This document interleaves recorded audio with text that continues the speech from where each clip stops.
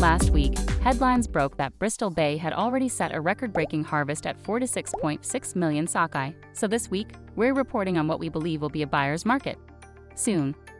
Bristol Bay's record harvest is the largest since commercial fishing began in 1883 and has beat the previous record set in 1995 of 44.3 million fish, and the season is not over yet. In catching up with Andy Wink, executive director of the Bristol Bay Regional Seafood Development Association, he advised that the fishermen and processors are handling the run very well.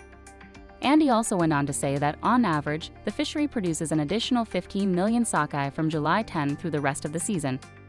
On the market side, our recommendation for buyers is to wait and hold. We anticipate that we will be transitioning to a buyer's market soon.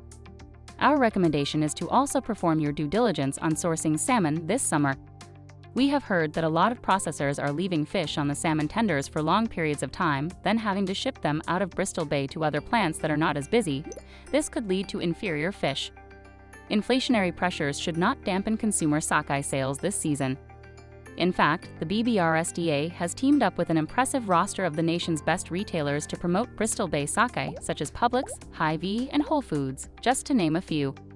Bristol Bay is home to the largest sustainable commercial wild sockeye salmon fishery in the world and produces as much sockeye in a single day as most other Alaska salmon fisheries do in an entire season. As the sockeye season winds down, pink, chum, and coho salmon are set to be harvested next.